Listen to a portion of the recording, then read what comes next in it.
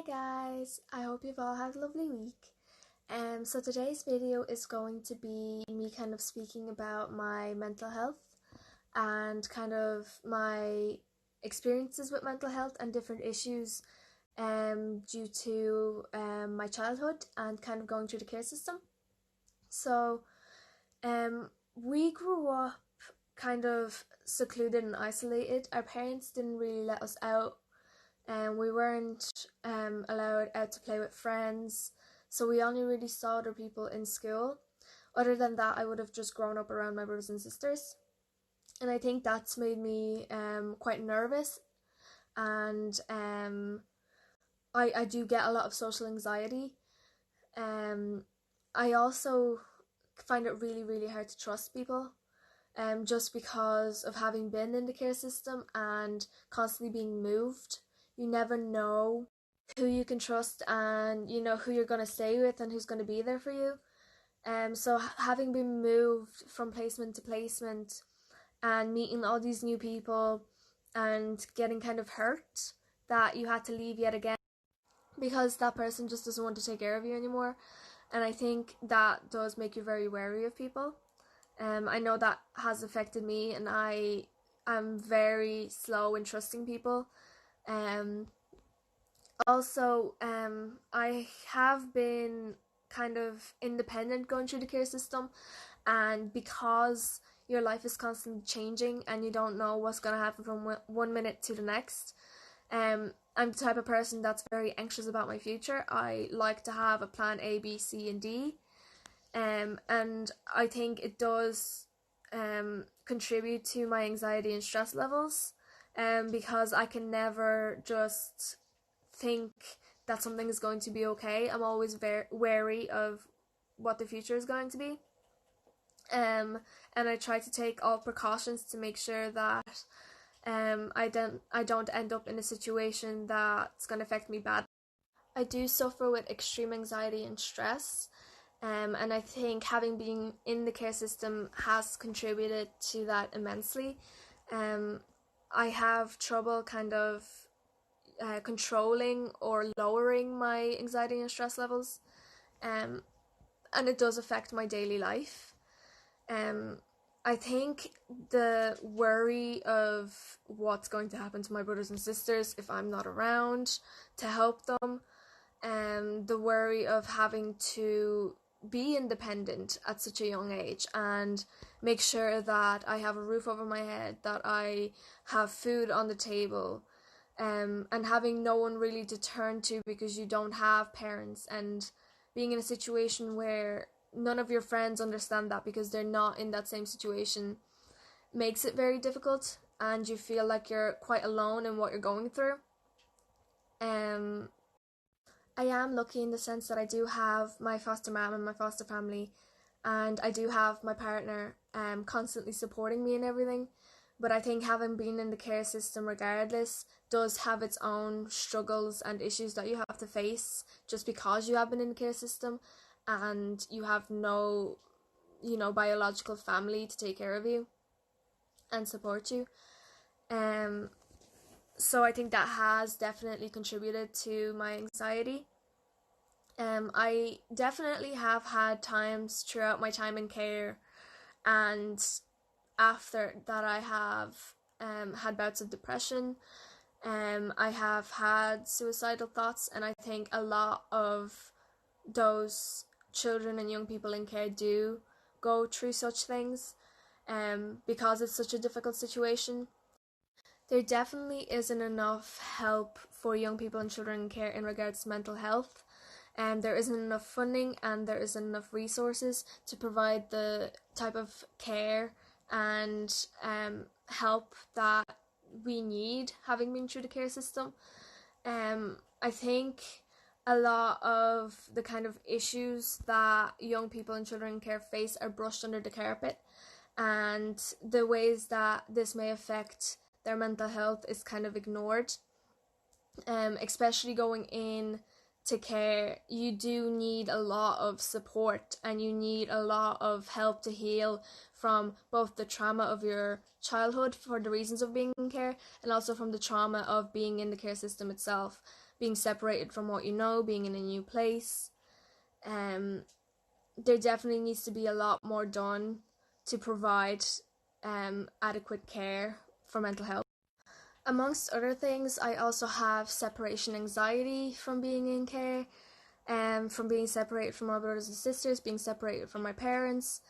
And I think that's a major thing for a lot of young people and children in care that's never addressed as it should be. I also have a fear of people just leaving all of the time. So I am the type of person that likes to people please and make everything perfect just to try and make sure that that person doesn't leave and walk out of my life. And I think that is also due to having been through so many placements and being made to feel comfortable and then being ripped away from that again. And I think that's also not addressed adequately when you're in the care system. I think I have had counselling like most people would, but I don't think it was adequate or specifically for the kind of issues that I had. It didn't really help me with my anxiety. It didn't help me with my stress levels. Certain things definitely about me being in care were never addressed.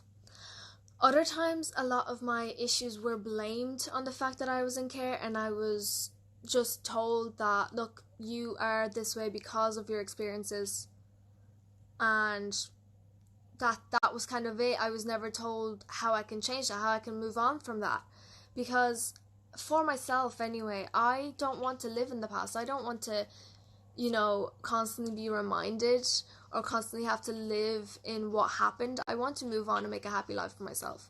So holding on to that and just telling myself that my issues stem from having been in the care system isn't going to help me. So I have struggled with my mental health, and I definitely, like the usual person, have my lower days. I think the added pressures of having been in the care system and the trauma of my past does make it that little bit worse. And it definitely does show. It affects me mentally, it affects me physically, and it does affect my day-to-day life. For example, I have a lot of acne that is caused by my anxiety and stress levels. I also bite my nails. As you can see, they are not great due to my anxiety. And those are the kind of physical features that come with the kind of mental health issues that I face. Other things that aren't as noticeable would be my social anxiety, in which I nearly have a panic attack going into a group of people. I definitely have a fear of speaking, and I definitely have a fear of going up to people I don't know to start a conversation. It's just something that I wouldn't really do. But I am pushing myself to start doing things like that and get out of my comfort zone. I also run things through my head a million and one times before I say or do anything, just so that I know what I'm doing or know what I'm saying. So I repeat things in my head. So those are some of the issues that I face with my mental health. Probably my depression and my suicidal thoughts from before would have probably been the most severe of those. Obviously not everybody experiences these same things, and it's definitely not just because I was in the care system, but it definitely has contributed to it. As for coping mechanisms, I wouldn't be the best person to go to for those things, because I am still trying to figure it out myself and learn how to cope with my mental health issues myself as well. What I can recommend though is doing something that makes you happy, finding joy in something small. I really love the sunshine, and if it's a sunny day outside, taking myself for a walk and enjoying the sun is really helpful. I'm not much of a talker. I don't really talk about my emotions and feelings to other people. Like I said, mostly because I hate to be a burden. Um, and other times because I feel like some of the issues that I face aren't understood by everyone. Um, but I do think that sometimes talking it out with a certain person that you really trust can be helpful, and I know it has been helpful for others. I am currently doing counselling myself again to try and cope with my anxiety ever since I had began getting chest pains. Um, but yeah, I think mental health is definitely not talked enough about in general, but particularly within the community of young people in care and care leavers and children in care.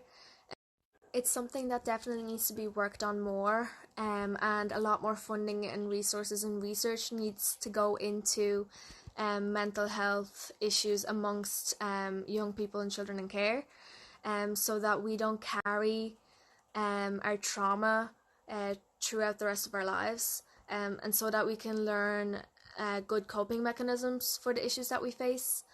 Um, and also, a lot more supports need to be put in place to help young people and care leavers deal with coming out of the care system and the obstacles that life will throw at them then, when they have nobody else to support them.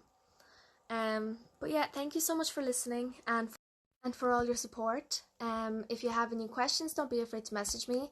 Also, if you are struggling with your mental health, or have any issues that you need to talk to someone about, I'm always around to support anybody. So if you want to message me, do please, and I will help you in whatever way that I can. Thank you guys for listening, and I will talk to you next week. Bye.